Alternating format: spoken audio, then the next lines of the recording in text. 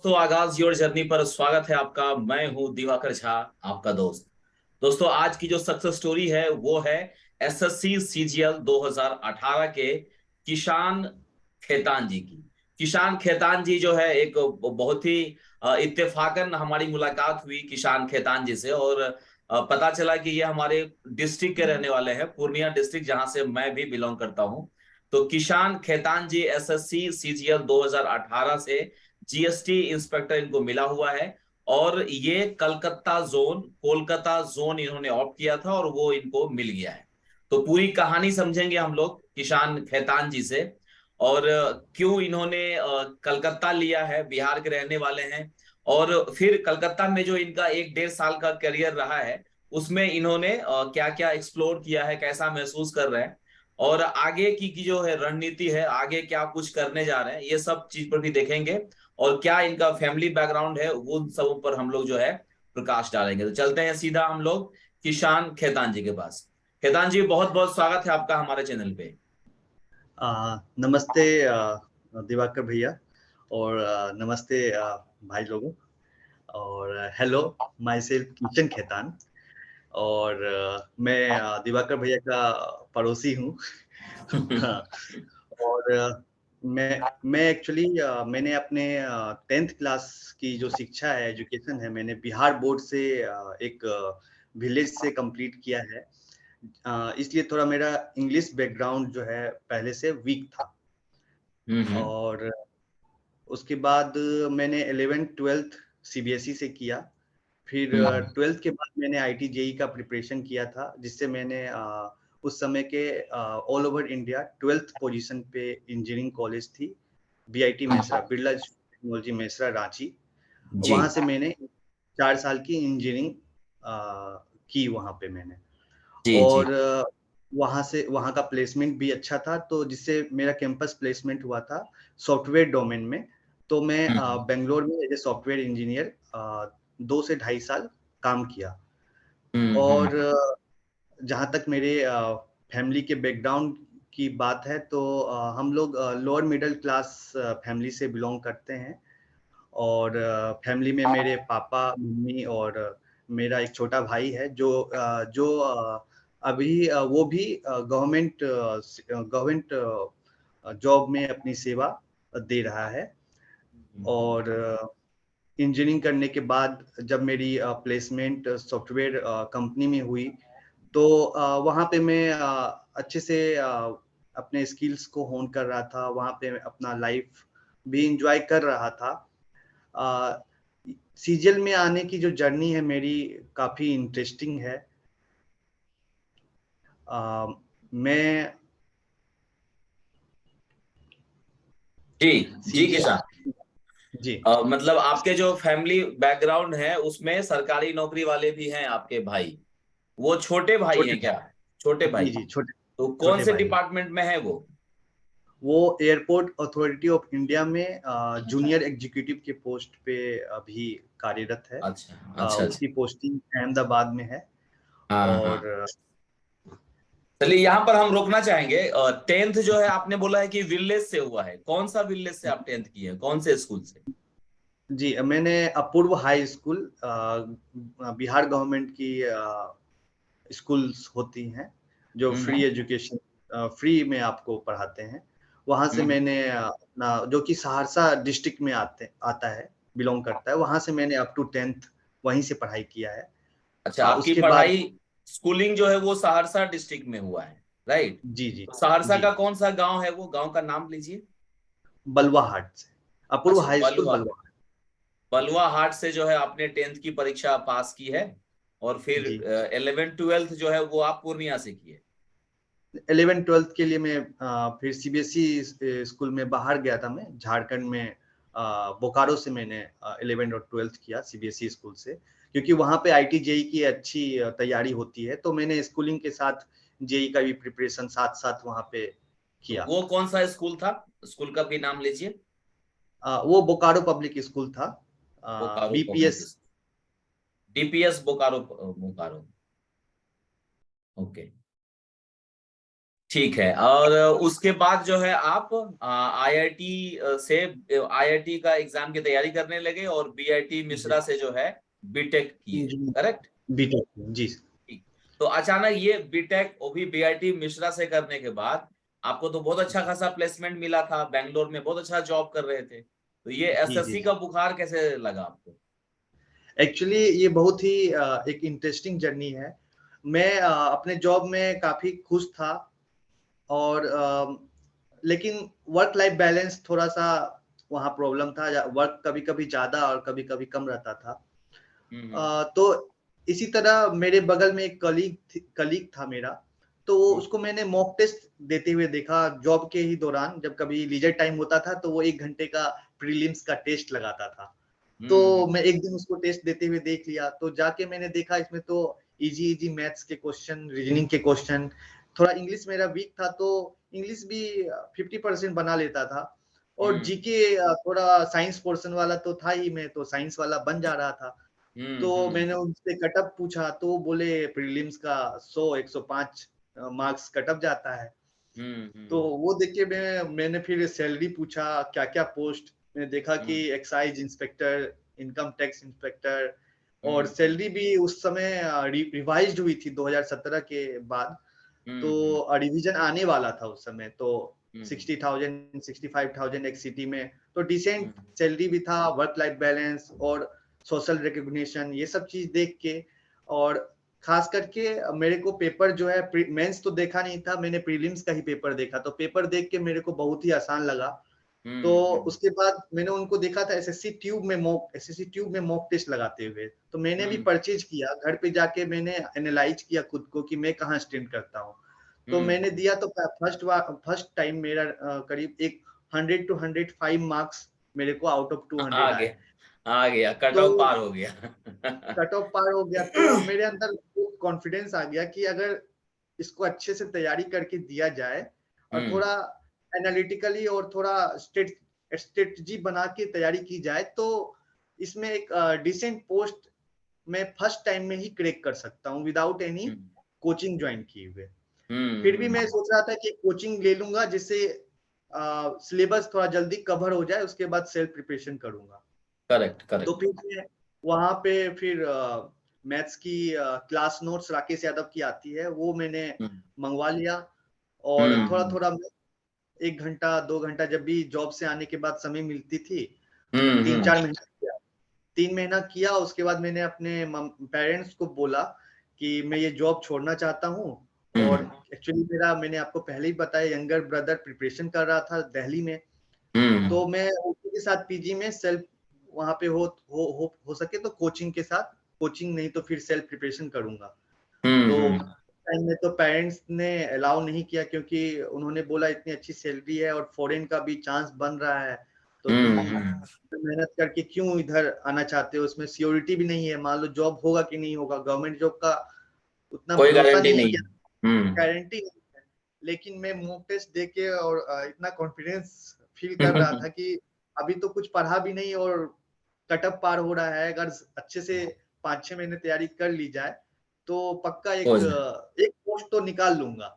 ये बिल्कुल। मेरे अंदर कॉन्फिडेंस आ गया था। ये समय कौन सा है, ईयर ईयर कौन सा है, ये कौन से साल में ऐसा हो जी रहा जी, था? 2017 के नवंबर दिसंबर में करीब हम्म कलीग को देखा था, तो उसी समय में 10-15 दिन के बाद तैयारी करना स्टार्ट कर दिया, थोड़ा थोड़ा 1 घंटा 1.5 घंटा जो हम्म। समय मिलता था तो सिलेबस के फाइनली बारे में। फाइनली आप जॉब छोड़े कि नहीं छोड़े?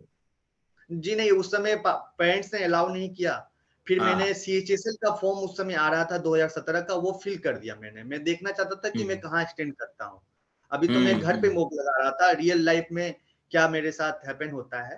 तो उसका हम्म कुछ 5 अप्रैल में कुछ एग्जाम हुआ था, या फरवरी में हुआ था 2018 में। तो वो जाके हम्म मैंने किया, तो वो अच्छा गया मेरा, मतलब मेरे को लग रहा था कि कट ऑफ निकल जाएगा, पेपर इजी था, सीएचएस का हम्म पेपर ऐसे आता ही है। हाँ, इजी रहा।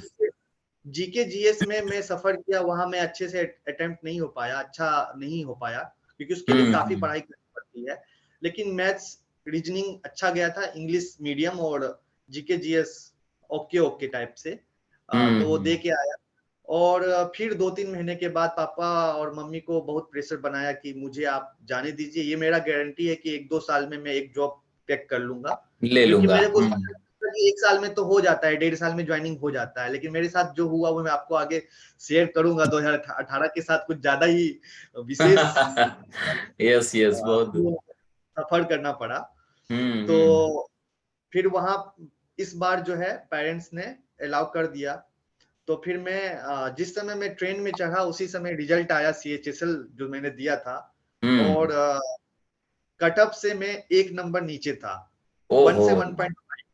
तो हम्म 128.5 था और कट ऑफ शायद 130 या 131 गया था। तो मेरा हम्म। CHSL नहीं हो पाया। तो फिर मैं वहां चले गया, भाई पीजी में रहता था, उसी के साथ मैंने पीजी ज्वाइन किया। और फिर दिल्ली, बगल में मैंने दिल्ली में कहाँ रहते थे आप? कहाँ गए थे? कहाँ रहता था भाई? लाडो लाडो सराय, लाडो सराय लाडो साकेत सराय, के पास एक साकेत के पास। जी जी। हम्म। तो वहां पे उसका गेट का ट्यूशन चलता था, तो मैं भी वहीं पे लाइब्रेरी ज्वाइन किया। और CGL 2018 जो है वो जुलाई में होने वाला था। तो अभी हम्म तो ट्यूशन लेने से कोई फायदा था नहीं, क्योंकि 3-4 महीने कम से कम लगते हैं ट्यूशन को पूरा होने में। तो मैंने खुद हम्म से ही मॉक टेस्ट खूब लगाया, प्रीवियस ईयर और ये वाला जो मॉक टेस्ट है, करंट वाला हम्म मॉक टेस्ट जो होता है, ये हम्म लगा के उसका एनालाइज करता था, फॉर्मूला रिवीजन ये सब जो है मैथ्स में करता था, जितना हो सकता था वो किया। हम्म फिर 1-2 महीने पोस्टपोन हुआ, फिर ऐसे एग्जाम हुआ नहीं, इस चक्कर में ना ही मैं ट्यूशन ले पाया और सेल्फ प्रिपरेशन पे ही डिपेंड रहा। फिर काफी दिन हो गया, नवंबर आ गया, तो फिर मैं 1-2 महीने के लिए घर भी हो आया, क्योंकि जॉब के बाद डायरेक्ट मैं यहाँ ही आ गया था। दिल्ली आ गए थे। फिर जी जी जी, क्योंकि मेरा भाई एक एग्जाम दे रहा था डबल AI का, तो वो हम्म। नवंबर में दे के खत्म हो गया, तो हम लोग घर आ गए। फिर फरवरी में हम लोग वापस चले दिल्ली गए, गए। चले गए। मतलब SSC CGL 2018 जो होने वाला जी, था जून जुलाई में, वो अभी तक नहीं हुआ है, अभी करेक्ट? तक नहीं हुआ, फरवरी हाँ, और 2018 समय, तक। समय आ गया अब आपके सामने। 18 बीत चुका है और 2019 जी, का फरवरी आ गया। 19 का फरवरी आ गया। हाँ। अभी अब ऐसा स्थिति है कि अब ट्यूशन के बारे में मैं सोच रहा था, थोड़ा अंदर से तो डर लगता ही है, क्योंकि मान हम्म लीजिए जो ट्यूशन के लिए ट्यूशन पढ़े हुए हैं उनको सारा चीज सिलेबस सारा स्पेशल उन लोगों को जो आता है वो बताया जाता है, और मैंने कोई भी ट्यूशन नहीं लिया है खुद से। हम्म कोई बताने वाला भी दोस्त नहीं था मेरा, वो जो कलीग था वो बस मेरे को मॉक टेस्ट और क्या होता है वो बताया था, उससे आगे उसको हम्म भी नहीं पता था। 2-4 बुक हम्म का नाम बताया था, जैसे किरण की जो बुक आती है वो सब हम्म। मैंने मंगा लिया था, लेकिन वो भी इतना मोटा मोटा बुक था कि उसको 3-4 महीने में खत्म करना नेक्स्ट टू मुश्किल था। इम्पॉसिबल लग रहा था। तो मैंने करेक्ट। सारा चीज छोड़ दिया। ट्यूशन भाई ने भी मना कर दिया कि ट्यूशन मत लो, अभी हो नहीं पाएगा। तो हम्म फिर मार्च में आपको शायद नोटिफिकेशन आया कि जून के फर्स्ट वीक से 2019 में प्रीलिम्स CGL 2018 होगा। तो हम्म। फिर मैं लाइब्रेरी में 8 तो घंटे 7 घंटे, कभी 6 घंटे, कभी 9 घंटे, ऐसे ही मैं राकेश यादव की class notes plus previous year का क्वेश्चन पेपर और हम्म मॉक टेस्ट, खास करके मॉक टेस्ट वो देता था, उसको एनालाइज करता था, जो चैप्टर वीक होता था उसको मैं फिर से पढ़ता था, उसका फॉर्मूला उस पर हम्म प्रैक्टिस। इस तरह करके मैंने 2-3 महीने सारा जो भी करंट मॉक टेस्ट था, 3-4 टाइप के मॉक टेस्ट ले लिया, उसको एनालाइज करके जो मेरा जो बहुत स्ट्रॉन्ग था उसको और स्ट्रॉन्ग किया, जो वीक था उसको हम्म पूरा छोड़ दिया। जीके जीएस में जो साइंस पोर्शन था उसका लूसेंट से पूरा मैंने पढ़ लिया, उसको पूरा हम्म। याद कर लिया। पॉलिटिक्स में जो जो सेक्शन से ज्यादा आता है वो सब मैंने याद कर लिया। इस तरह देख से लिया। थोड़ा स्मार्ट स्मार्ट प्ले करके मैंने हम्म। अपना नोट्स प्रिपेयर कर लिया, और जितना हो सकता था मैंने कंप्लीट करके तो prelims SSC, attempt. SSC CGL 2018 जून में कंडक्ट हो गया। अब आप जून टीयर वन के, 2019 में, सॉरी जून जुलाई 2019 में कंडक्ट हुआ जी और आपका प्रीलिम्स जो है आपने अटेम्प्ट ले लिया, करेक्ट? जी जी। मैंने यहाँ तक की, हाँ, यहाँ तक की स्टोरी जो है वो ब्रीफ में ये कह सकते हैं कि आपने कोई कोचिंग नहीं ली, आपका कोई जी मेंटोर नहीं था, किसी से जी कोई गाइडेंस नहीं मिल रहा है, जी लेकिन जी जी सिर्फ और सिर्फ मॉक टेस्ट लगाते रहे, लाइब्रेरी में जी 9 से 10 घंटे आप पढ़ते रहे, ठीक है? जी जी कोई जी ग्रुप भी नहीं बना है मेरे ख्याल से, ग्रुप बनाए थे क्या लाइब्रेरी में? कोई लाइब्रेरी में वहां पे जो भी बच्चे थे मैक्सिमम जो थे वो आपको गेट की इंजीनियरिंग की हाँ, प्रिपरेशन इंजीनियरिंग करनी, वाले थे। इंजीनियरिंग वाले थे। तो मेरे मेरे एक्चुअली जो सीजीएल वाले बच्चे वहां नहीं थे। हाँ। और व्हाट्सएप पे एक मेरा दोस्त मिला था व्हाट्सएप पे, तो उससे मैथ्स का जो डाउट होता था ना, तो उससे हम कभी कभी डिस्कस कर लेते थे शॉर्ट ट्रिक्स उसका। एक हम्म। कानपुर से था, उस विक्रांत। दोस्त दोस्त का नाम बता दीजिए। विक्रांत नाम था। विक्रांत नाम है, अभी उसका ब्लॉगिंग भी करता है वो, मैथ्स का ट्यूशन भी अभी पढ़ाता है वो, तो वो जॉब कानपुर से। लिया है अभी तक तो नहीं लिया है कि छोड़ दिया ये तैयारी? वो दोनों दोनों हम दोनों ने साथ में उस व्हाट्सएप से स्टार्ट किया था। उसका भी फर्स्ट जॉब था, उसका भी मेरे साथ ही लगा था। उसने हम्म।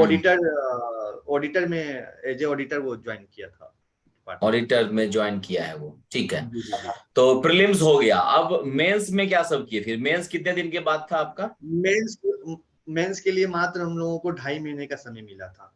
अच्छा। और इत्तेफाक से प्रीलिम से पहले एफसीआई का भी असिस्टेंट ग्रेड का जॉब निकला था उस समय, क्योंकि इलेक्शन होने वाली थी तो बहुत सारे वैकेंसीज आ रहे थे। आरबीआई का भी आया था, ये आरबीआई नहीं, आरआरबी का आया था, रेलवे का। हम्म। तो मैंने हम्म। एफसीआई का भर दिया था, क्योंकि मेरा जो इंजीनियरिंग में बैकग्राउंड था उससे वो मैच कर रहा था। तो मैंने हम्म। इसको भर दिया था। और ये सीजीएल का तैयारी करते करते मेरे को इंग्लिश, रीजनिंग, मैथ्स का हाँ, अनुभव एप्टीट्यूड हो एप्टीट्यूड की तैयारी हो गई थी। हम्म। हो गई थी। और मेंस में उसका एप्टीट्यूड के साथ साथ इंजीनियरिंग का भी पूछता था उसमें। तो मैंने वो वाला भी जॉब भर दिया। और उसका भी एग्जाम ऐसा हुआ कि 31 मई को उसका एग्जाम है और मेरा 3 या 4 जून को सीजीएल का हम्म। प्रीलिम्स था। दोनों का प्रीलिम्स 3-4 दिन के डिफरेंस पे। तो उसका विदाउट हम्म। प्रिपरेशन में जाके बैठ गया, क्योंकि मेरे को हम्म। सीजीएल में कोई हिंड्रेंस नहीं चाहिए था। मेन मेरा हम्म। मोटिव था सीजीएल क्रैक करना। सीजीएल क्रैक वो करना, जी।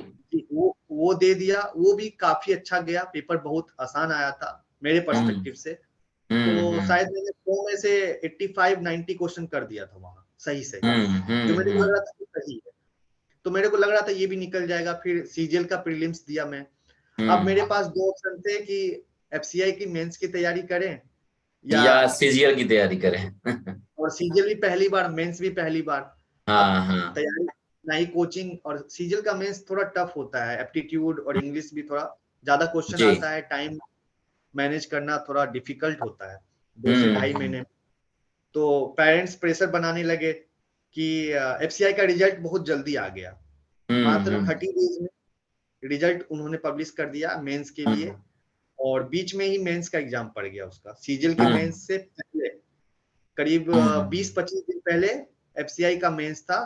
मात्र हम्म। 15 दिन का या 17 दिन का प्रिपरेशन का टाइम मिला था जब वो रिजल्ट हम्म। अनाउंस किए, उसके 17 दिन का।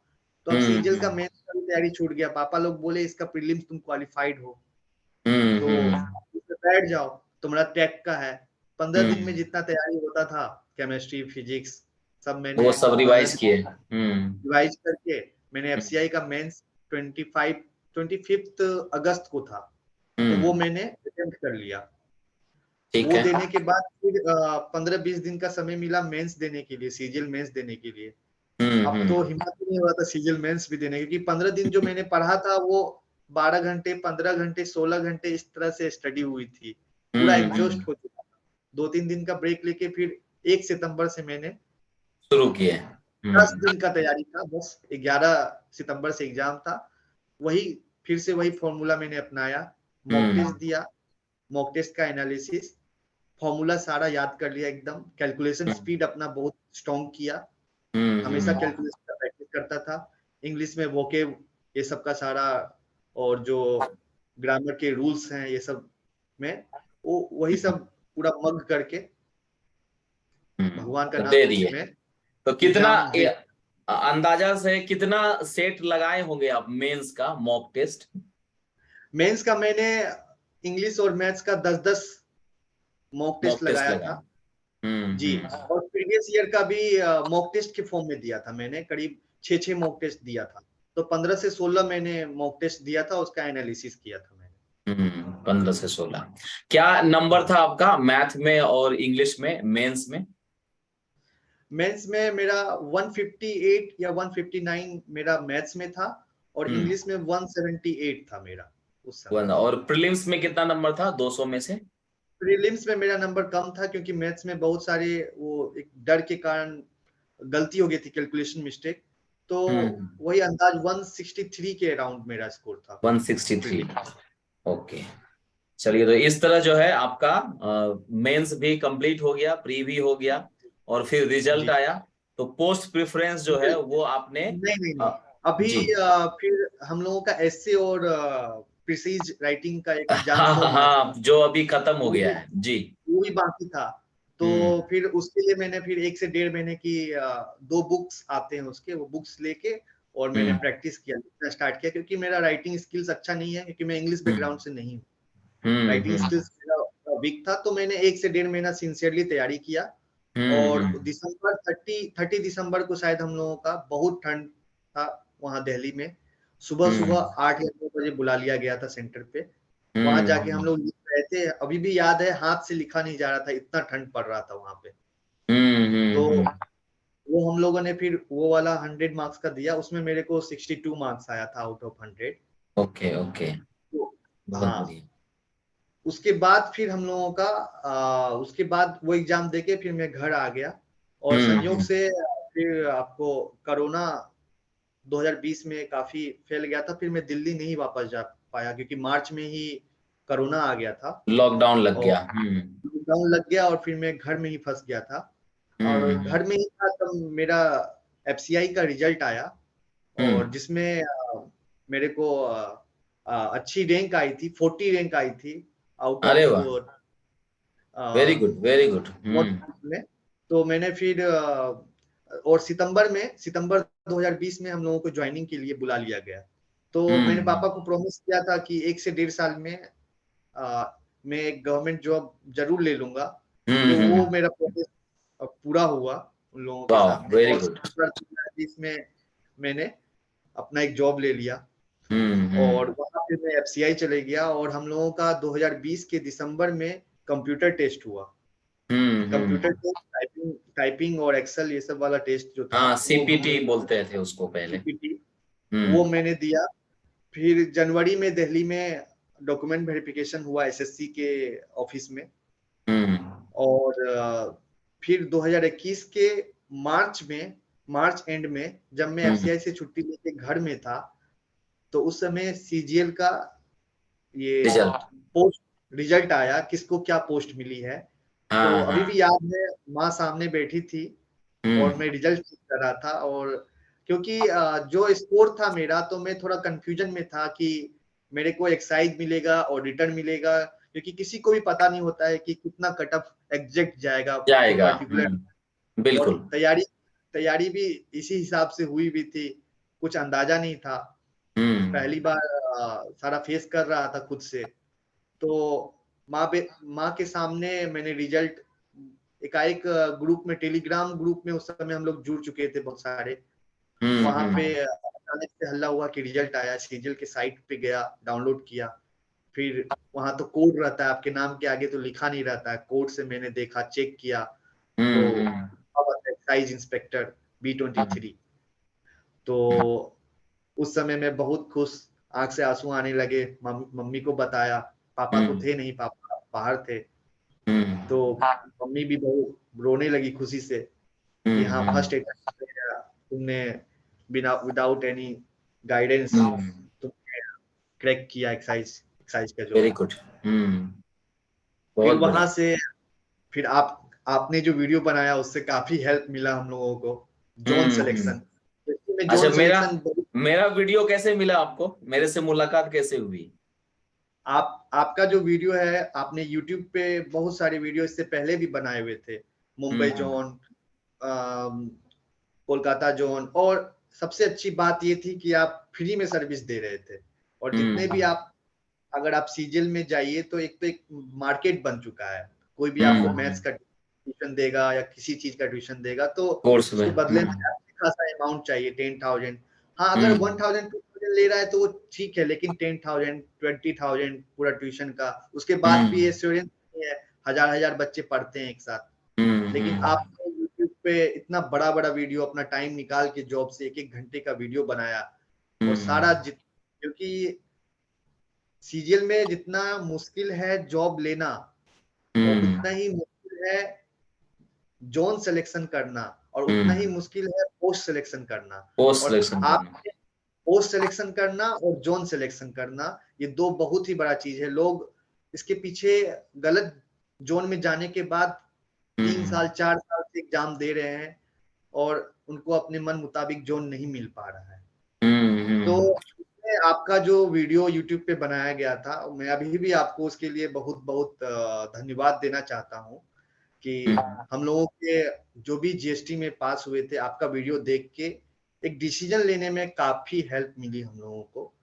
तो वहां से हम लोगों ने जो भी हम लोगों का प्रोज कॉन्स बना के एक लिस्ट हम लोगों ने मई या जून 2021 में पोस्ट प्रेफरेंस भर किया। और फिर वहीं से आपका व्हाट्सएप नंबर मिला, फिर आपसे मैं जुड़ा। कांटेक्ट में है हम लोग। आपने एश्योरेंस दिया कि नहीं तुम सही जगह पहुंच चुके हो। और फिर हम लोगों का जो है रिजल्ट सितंबर या अक्टूबर में शायद पब्लिश हुआ था 2021 में। इसको कौन सा जोन जोन मिला है। मिला है। फिर फिजिकल हुई हम लोगों की दिसंबर में, 7 दिसंबर से 12 दिसंबर तक। फिजिकल होने के बाद फिर हम लोगों का ज्वाइनिंग 25 दिसंबर 2021 यहाँ में। पर, हाँ यहाँ पर मैं रोकना चाहूंगा आपको। जैसे कि अनाउंस हो गया कि आपको जो है कलकत्ता जोन मिल चुका है, ठीक है, कोलकाता जी जोन मिल गया है। उसके बाद की स्टोरी अच्छे से बताइएगा, क्योंकि अभी जो 2021 वाले बच्चे हैं उनके लिए ये वीडियो बहुत ही खास होने वाला है कि जब जोन एलोकेशन हो गया है उसके बाद क्या क्या होता है, अगर हम बात करें कोलकाता जोन की। जी। हम लोगों का जोन एलोकेशन होने के बाद अब हम लोग को लग रहा था कि शायद 15 दिन में आ जाए, तो या 20 दिन में आ जाए, लेकिन डिपार्टमेंट की तरफ से कोई भी नोटिस नहीं आ रहा था, ना ही कोई कुछ डिस्क्लोज कर रहे थे कि आपकी ज्वाइनिंग कब होगी, हम लोग फिजिकल कब कंडक्ट कराएंगे। तो हम लोग टेलीग्राम पे जो भी कोलकाता जोन के थे एक अलग से ग्रुप बना लिए थे, और जो भी यहाँ से बिलोंग करते थे कोलकाता से या कोलकाता के नियरेस्ट से, तो हम लोग हमेशा फोर्स करते थे 4 या 5 बच्चे को कि डिपार्टमेंट जाएं और वहाँ जाके जो ईटी सेक्शन होता है पता या करें। एक वहाँ जाके पता करें, उनसे पूछें कि आखिर आएगा तभी तो हम लोग रेजिग्नेशन के लिए अप्लाई करेंगे। हम लोग भी प्रीवियस बहुत सारे बच्चे पिछले जॉब में थे और उसी अनुसार फिर अपना आगे का प्लानिंग लोग करेंगे। तो काफी फोर्स करने के बाद कुछ हद तक हेल्प मिला हम लोगों को बार बार भेजने से। तो सितंबर में हम लोगों का अनाउंसमेंट हुआ था कि आप लोगों को जोन मिल गया है। 15-16 सितंबर के करीब अनाउंस हुआ था कि सबको जोन पता चल गया था। उसके बाद आपको नवंबर के 20 नवंबर या 10 नवंबर को पता चल गया था कि फिजिकल के लिए अब बुलाने कॉल वाले हो हैं, रहा है। कॉल हो रहा है। और फिर हम लोग को 7-8 दिसंबर को करीब 2021 में फिजिकल के लिए बुला लिया गया। और फिजिकल नॉर्मल था, थोड़ा वॉकिंग 1.5 किलोमीटर कुछ था 15 मिनट, 1.6 किलोमीटर इन 15 मिनट, और साइकिलिंग 8 किलोमीटर। लेकिन वो थोड़ा रिलैक्सेशन हो जाता है वहां पे, लेकिन वॉकिंग की प्रैक्टिस जरूर कर लेनी चाहिए। 5-6 दिन आप थोड़ा वॉक, क्योंकि आप फंसने लगेंगे तो फिर वहां पे थोड़ा आप लोगों को पुशअप पुशअप मारने के लिए बोलेंगे। तो साइकिलिंग वॉकिंग ये 2 टेस्ट हुआ था। और हाइट का मेजरमेंट विथ वीडियो के साथ। मेरा तो थोड़ा हाइट का भी प्रॉब्लम था, मेरा जस्ट बाउंड्री पे था 158.5। अब मेरे को ये भी चिंता था अगर हाइट मेजर ना करें तो 1 आध सेंटीमीटर ऊपर नीचे हो गया तो दिक्कत हो जाएगा ज्वाइन। करेक्ट करेक्ट, सही बात है। तो सारा चीज स्ट्रगल फेस करते हुए मैंने एट लास्ट फिजिकल उसके निकाल लिया। बाद फिजिकल के बाद मेडिकल भी हुआ या मेडिकल घर से बना के लेके गए थे? जी हम लोग मेडिकल घर से ही बना के लेके, कोलकाता जोन में स्पेशली मेडिकल यहाँ नहीं करवाया जाता है। मैक्सिमम टाइम जो है अभी तक तो अपने घर से ही आपको बोला जाएगा कि जो भी सिविल सर्जन या जो भी दिया जाता है वो आपको फॉलो करना होगा। वो सब चीज फॉलो करते हुए अपने घर से आप बना के ला सकते हैं, या जो जो जो जहाँ जॉब कर रहे हैं वहां से भी बना। मैं तो जहाँ से जॉब कर रहा था वहीं से ही बना के मतलब कोई मैं ले सरकारी डॉक्टर से, सरकारी हॉस्पिटल से या किसी से भी?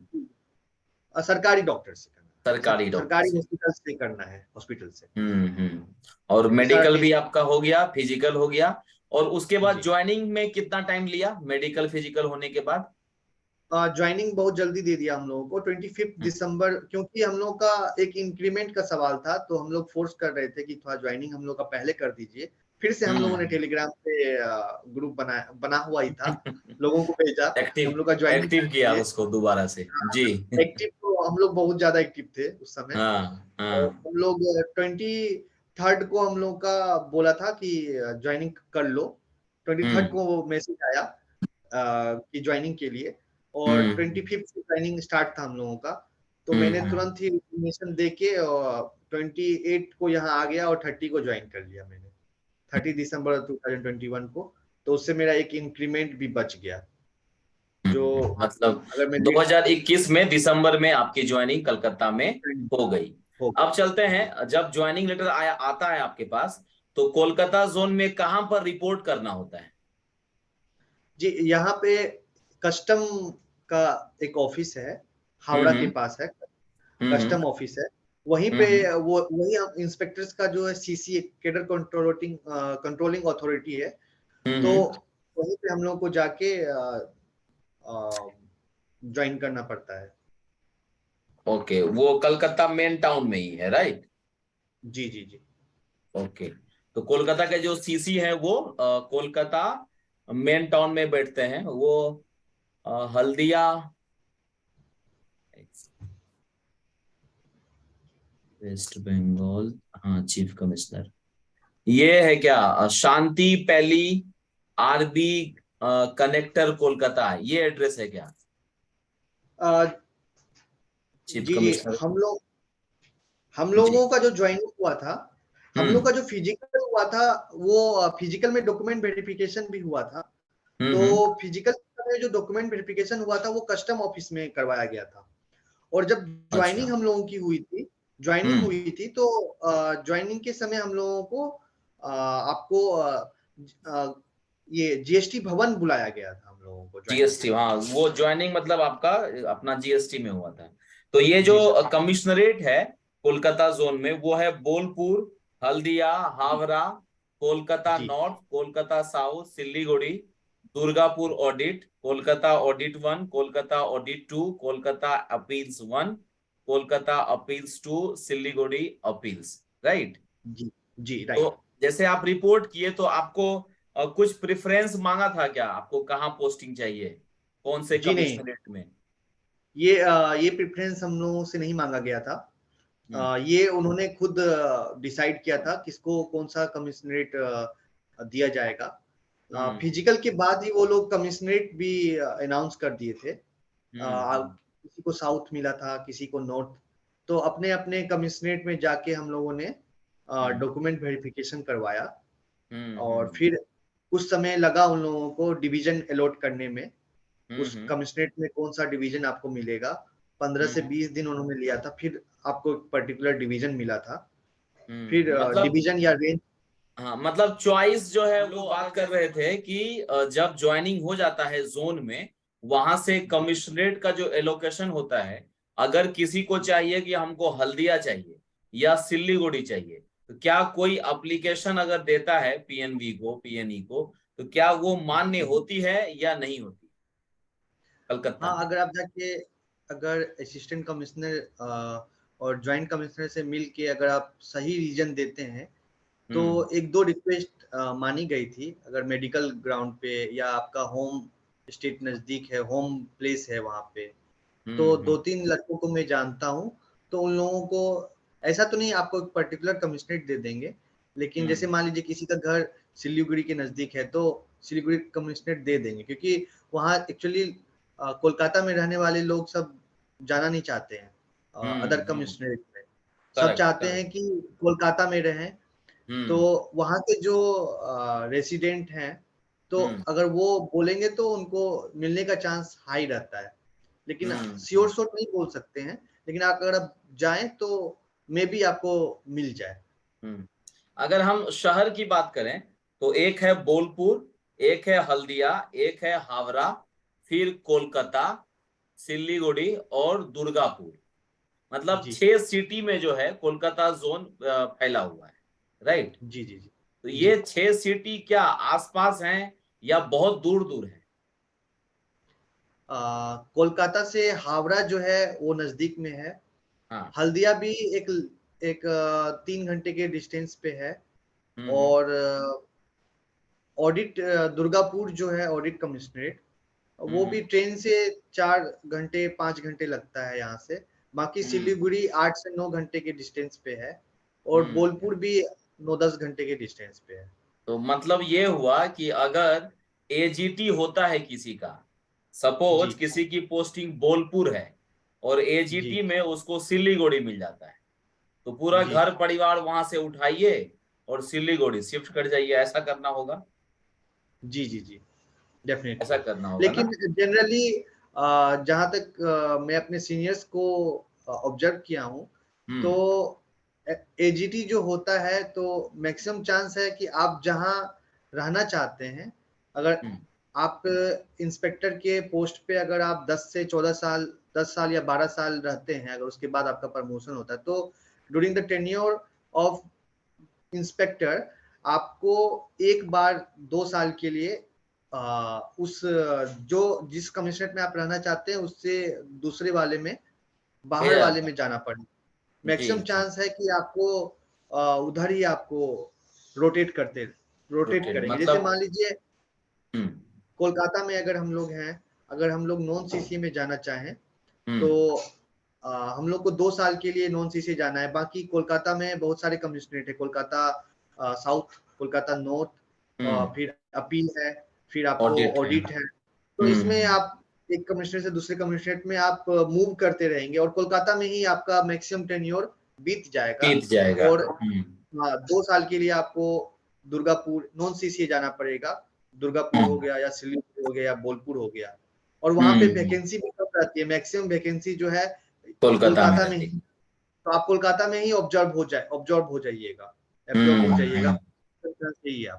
हाँ, ये चीज जानना जरूरी है क्योंकि बहुत लोगों के दिमाग में रहता है कि अगर इतना ज्यादा कमिश्नरेट है तो ट्रांसफर होते रहेगा। तो एजीटी आपके यहाँ 4 साल में होता है। 2 साल में शायद एजीटी दो होता है। साल में, 2-2 साल में एजीटी होता है। ठीक है। और प्रमोशन का तो हालत बहुत ही खराब था, आपने ही खुशखबरी दिया था जो अभी जोन वाइज एनालिसिस मैंने किया था, लेटेस्ट जो वीडियो डाला था। तो अभी क्या जी, स्थिति है प्रमोशन की कोलकाता जोन में। अभी 2010 तक सुपरिटेंडेंट बन गए हैं इंस्पेक्टर। और हम्म। 2000 अभी कुछ सुपरिटेंडेंट जो है असिस्टेंट कमिश्नर बने हैं। तो हम्म। कुछ पोस्ट खाली हुए हैं सुपरिटेंडेंट की। तो हम लोगों हम्म। के जो इंस्पेक्टर एसोसिएशन है उन लोग वो लोग आवाज उठा रहे हैं कि हम्म। जो वैकेंसी कोलकाता में क्रिएट हुई है, तो हम्म। यहाँ के इंस्पेक्टर को प्रमोट किया जाए सुपरिटेंडेंट हम्म। पोस्ट। और कुछ इंस्पेक्टर्स को, एक मेरे सीनियर है, मेरे ही सेक्शन में काम कर रहे हैं, हम्म। सुपरिटेंडेंट के पोस्ट के लिए ट्रेनिंग के लिए भी भेज दिया गया है। तो हो सकता हम्म। है कि 2011 बैच के इंस्पेक्टर को इस साल प्रमोट कर दिया प्रमोशन जाए। मिल जाए। जी चलिए, ये अंडमान निकोबार का क्या हिसाब किताब है, वहां पर पोस्टिंग कब मिलती है। जी, वो नॉन सीसीए में अंडमान निकोबार और आपको सिलीगुड़ी आता है। हम्म। तो अंडमान निकोबार में 1 साल अगर आप वहां पे चले जाते हैं, तो 1 साल में आपका टेन्योर वहां आप कंप्लीट करके वापस आ सकते हैं। इसके बारे में मैं कंप्लीटली श्योर नहीं हूँ। जैसा मेरे सीनियर बताते हैं कि आप हम्म। नॉन सीसीए में अगर अंडमान निकोबार चले जाते हो, तो एक ही साल में आपको आपका 2 साल वाला टेन्योर कंप्लीट माना जाएगा। अच्छा, और फिर आप मतलब आके अंडमान में रहना जो है वो थोड़ा टफ है, इसके लिए ऐसा रखा गया होगा नहीं। वो डिपेंड करता है। जिसको अगर घूमने का बहुत शौक है, तो हम्म। वो लोग स्पेशली अंडमान एंड निकोबार जाते हैं। और वहाँ बहुत हम्म। सारे आइलैंड्स हैं। वो लोग हर हम्म। एक वीक पे सैटरडे संडे जब भी छुट्टी मिलती है तो घूमते रहते हैं वहाँ पे। तो अच्छा, हॉलीडे का वेरी हॉलीडे गुड। भी हो गया एक हाँ साल हाँ। में, और आपको वेरी गुड। टेन्योर भी कंप्लीट हो गया। तो वो आपकी बहुत बढ़िया। मेंटेलिटी पे है कि आप कैसे आप उसको लेना चाहते हैं। बिल्कुल। अच्छा, वहां पर गवर्नमेंट क्वार्टर का क्या हिसाब किताब है, आपको गवर्नमेंट क्वार्टर मिल गया या आपने अप्लाई नहीं किया। एक्चुअली पहले मैं गवर्नमेंट क्वार्टर विजिट नहीं किया था। मेरा जो जीएसटी भवन के पीछे गवर्नमेंट क्वार्टर है, हम्म। उतने अच्छे से मेंटेन नहीं है गवर्नमेंट क्वार्टर। 4 फ्लोर का हम्म। ही बनाया गया है और लिफ्ट की सुविधाएं भी नहीं है। तो जनरली जीएसटी की तरफ से जो एलोकेशन होती है उसमें तो फर्स्ट सेकेंड ईयर में आपको मिलेगा नहीं, लेकिन अगर आप थ्रू कस्टम का बहुत सारा क्वार्टर खाली रहता है तो कस्टम अपने डिपार्टमेंट से प्रॉपर चैनल के थ्रू आप कस्टम में भेज के एलोकेट हो जाता है, लेकिन वो भी आपको टॉप फ्लोर पे मिलेगा या ग्राउंड फ्लोर पे। तो मेरे जो को टॉप फ्लोर में मतलब जो लोग नहीं लिए हैं, जो पर्दी रखा हुआ है, खाली छोड़ा हुआ है, जी वही जी आपको जी मिलेगा। जी तो जी मतलब ग्राउंड फ्लोर टॉप फ्लोर। हाँ, मतलब नेट रिजल्ट ये है कि क्वार्टर की स्थिति खराब है, तो लोग वहां जाना नहीं चाहते हैं। करेक्ट। क्वार्टर की स्थिति ओके ओके है, उतनी हम्म अच्छी नहीं है जितना अच्छा होना चाहिए। जितना अच्छा इनकम टैक्स का बगल में क्वार्टर है, जितना अच्छे से मेंटेन है, जीएसटी की हम्म क्वार्टर उतने अच्छे से मेंटेन नहीं है। उतने मतलब पैसे ये में मतलब ये आप शिकायत बाहर। जो है, ये शिकायत जो है सिर्फ बंबई वालों की नहीं है, कोलकाता में भी वही हालत है, नहीं? जी जी जी। और खास करके 12 to 13,000 में आपको 2 BHK अच्छा फ्लैट मिल जाता है यहाँ पे। कोलकाता हम्म जितने भी मेट्रो सिटी है, आप अगर बात करें बेंगलोर की, चेन्नई की, दिल्ली की या मुंबई की, तो एचआरए के मामला में, फ्लैट के मामला में यहाँ पे आपको सस्ता पड़ेगा compare to other metro city. यहाँ हम्म 12 to 13,000 में जीएसटी भवन के आगे ही वॉकिंग डिस्टेंस पे 500 मीटर से 1 किलोमीटर आपको अच्छा हम्म फ्लैट मिल जाएगा। 2 BHK सेमी फर्निश्ड आपको अनफर्निश्ड फ्लैट मिल हम्म जाएगा। तो इसलिए लोग क्वार्टर के लिए ऑप्ट भी नहीं करते हैं, हम्म क्योंकि उतने पैसे में आपको अच्छा फ्लैट मिल रहा है। मिल जाता है। मतलब 12-13 हजार में आपको 2 BHK मिल जाता है, जहां पर एक फैमिली आराम से आप रह सकते हैं। रह खाना सकते पीना तो सस्ता ही है कोलकाता का, उसके बारे में थोड़ा हैं। बताइए। हाँ, खाना पीना यहाँ पे खास करके आप अगर नॉन वेज है, मैं तो वेज हूँ, तो नॉन वेज के हम्म लिए बहुत वैरायटी है यहाँ पे। फिश है, चिकन है, और हर हम्म एक जगह आपको मिलेगा, अच्छा अच्छा खाना मिलेगा आपको, नॉन वेज हम्म आइटम। थोड़ा वेज को दिक्कत है, वेज वाले थोड़ा हाँ, सफर करते हैं, कल वाले लेकिन हाँ। कल वाला इंटरव्यू लिया था ना मैंने सुजीत तिवारी सर का, तो उन्होंने ये लाइन रखी थी कि अगर कोई वेजिटेरियन है तो उसको कोलकाता में दिक्कत होता है खाने पीने का, क्योंकि जहां भी जाइए माछ भात आपके लिए तैयार रहेगा। जी, तो वेजिटेरियन के लिए दिक्कत है। वेजिटेरियन के लिए दिक्कत नहीं है। हम्म वेज खाना भी मिलता है और सस्ता है।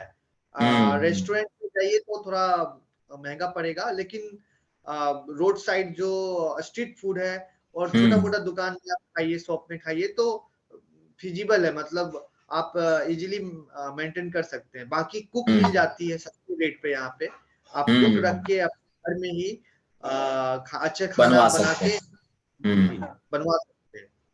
बिल्कुल। इस मामले में कलकत्ता सस्ता है, बस की फैसिलिटी भी अच्छी है यहाँ पे। सस्ता, हम्म 20 रुपीज में आप 20 किलोमीटर जा सकते हैं, हम्म। तो तो जैसे बस भी बहुत। सस्ता है, जैसे आप रहने वाले पूर्णिया बिहार के हैं, तो जी आपने कोलकाता जोन जो ऑप्ट किया था, तो क्या सोच के ऑप्ट किया था? जी, एक्चुअली पहले मैं बेंगलोर था 2 ढाई साल। हम्म तो जितना भी फेस्टिवल्स होता था, मैं कोई एक में ही आ पाता था, क्योंकि आने जाने में टाइम भी काफी लगती थी और फ्लाइट की हम्म भी कॉस्ट अच्छी खासी वहां से पड़ जाती है।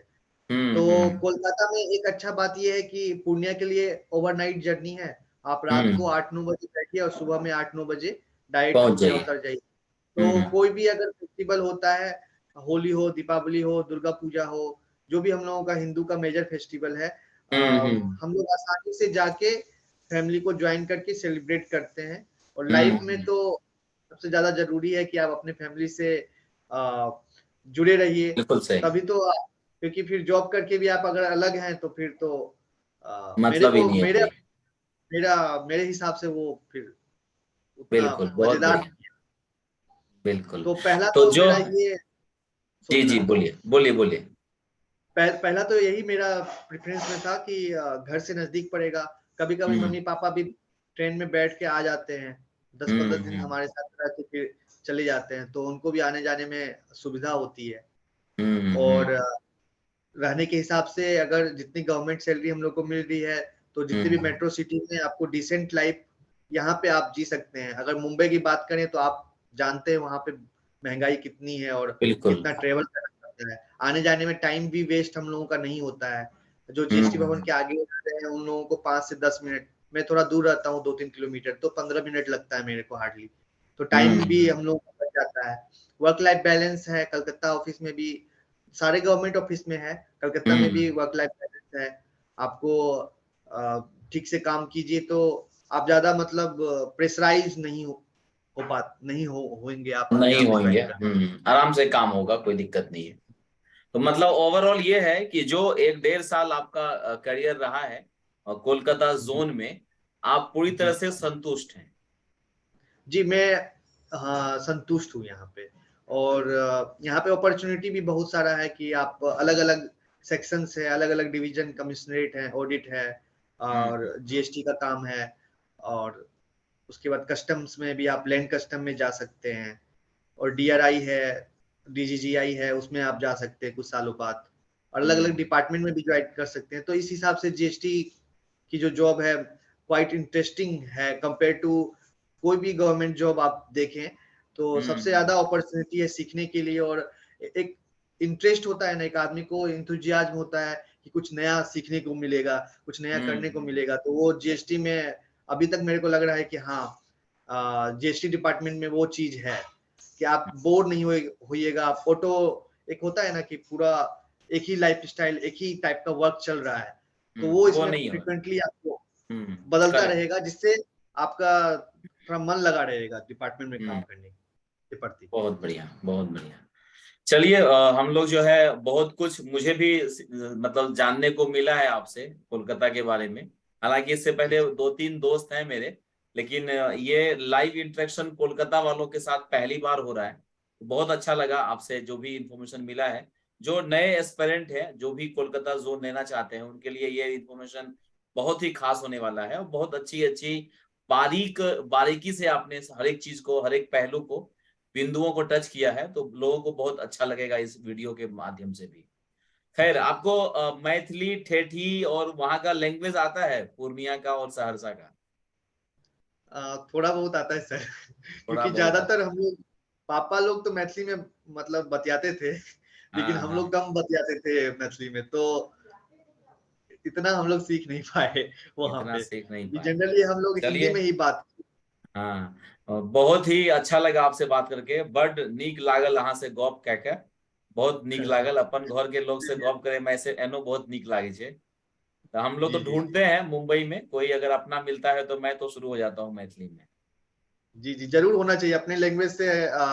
कभी भी आदमी को शर्म महसूस नहीं होनी चाहिए, और गर्व महसूस होना चाहिए। और बिल्कुल। मेरे को भी बहुत गर्व महसूस होता है कि मैं मिथिलांचल रीजन से बिलोंग करता हूँ। और हम्म।